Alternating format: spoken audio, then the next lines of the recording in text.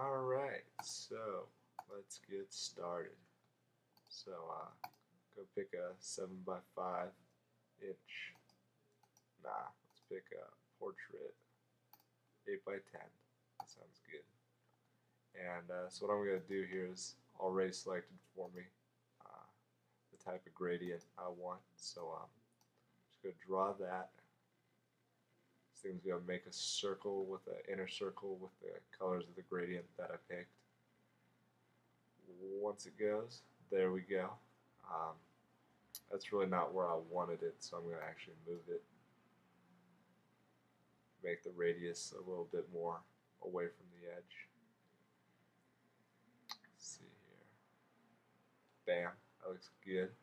So now what I'm going to do is I'm going to invert it using a keyboard command, Control I, and that just flips the colors, so white, black, and then what I'm going to do is I'm going to use a saturation, which hue and saturation, and what that's going to let me do is it's going to let me shift the colors to whatever color I like. It really doesn't matter because I'm about to, you'll see why in a minute. So I have this now, and so what I'm going to do is I'm going to do a filter called Spherize. So I'm going to distort, I think, yeah, Spherize. So what this is going to let me do is it's basically going to make this turn into like a bubble. It's going to take my picture, if you can imagine it flat, it's going to really make it protrude out in a funky sort of way, which is what I'm going with here. So before, after, before, after. So it's going to give this circle just kind of a non-circular shape. That's what I'm going with here. And if I apply that again, we'll see what I get. Might skew it up a little bit. Yeah, even more. Makes it that much more interesting looking. So then what I could do is I'm going to do a little artistic one here. And these are filters that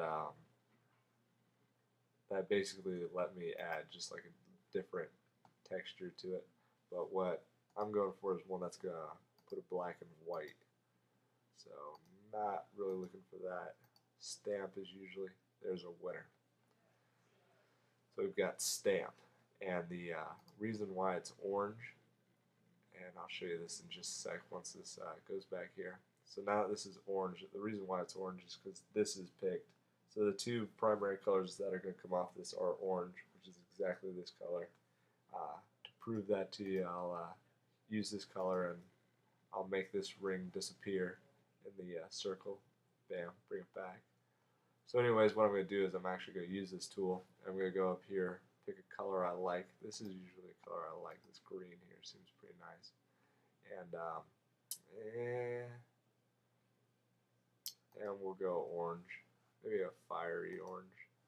But you can imagine there's a lot more colors, and none of these are set in stone. So now what I could do is, now that I have this here, what I could do is I could select the whole thing, which is actually what I don't want to do. What I'm going to do is I'm going to transform this, hopefully. Well, we'll see if I can. So select all, maybe transform it then. What I'm going to try and do is I'm going to try and keep the proportions down, but I'm just going to slim it. So I'm going to make this guy a lot smaller. The reason why is so that I can just basically copy this guy and make 4 different ones here. So copy and paste, move this guy over here. Okay, so it wasn't quite big enough. So I'm gonna bring that down. You know what? An even easier way. I don't know why I didn't think of this. So what I'm gonna do is I'm just gonna copy this. So edit. Can't copy that. Okay. So I'm gonna select this. Then I'm going to copy. And then what I'm going to do is I'm going to open up a new window here. That's going to be auto formatted to the size of this guy. So I could turn this into inches so you can see exactly how big this is. And I really don't care for those dimensions at all. But what I'm trying to do for what I'm trying to do is double this height and width. So I'm going to see if centimeters are easier numbers to work with, which they are. So if I double the width of 9.9, that leaves me with 19.8. So 19.8 is double the width of this guy. And then if I double the height, 12 by 37, the last numbers here will be 74, and that means this when doubled will be 24. So I'm going to open up a new window. I'm going to paste this guy in here, and we'll see when I drag him down here. He should fit nicely. And when I bring this guy here, he should also fit nicely. Looking good. Drag this guy up top. Fits nicely. I got a little line there. Don't really like.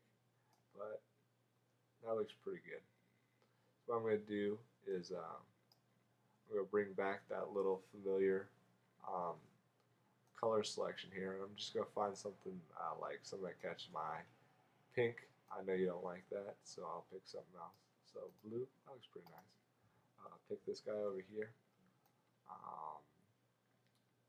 Yellow, I like that, it's pretty. And we got this guy here. And we're going to just, and let's see what we got here. It's not too bad. You know, I actually like this match better than this up here. So I'm going to change this color up. A purple, not too bad. But anyways, then what I'm going to do is going to unlock that little lock right there. And I'm going to merge these layers. So bam, it's going to consolidate them all into one thing. So now I can work with just this layer, and now I can adjust them all in once if I wanted to, which I don't. So what I'm going to do now is distort and use what's called polar coordinates. And what polar coordinates will do, well, I'll show you what it does. It's a really interesting, it's basically what I'm using most of my art for, and what I use in most of my art right now. And it just gives me that nice, unique, you'd recognize this. If I keep repeating this filter, you'll soon see that one piece of art that I sent you, it looks like something like this. But anyways, we're get back to it. So I had this, which doesn't look too bad, but basically that's how I made this guy. So I'm just gonna pull this up. There. So you see that this is that familiar shape. This is a little bit different because the circle that I started with at the beginning was a different size. So obviously the circle pattern is going to change depending on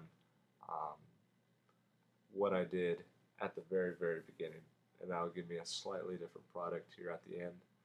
I still like this one a little bit more than this guy, but that's how I turn that little circle at the very beginning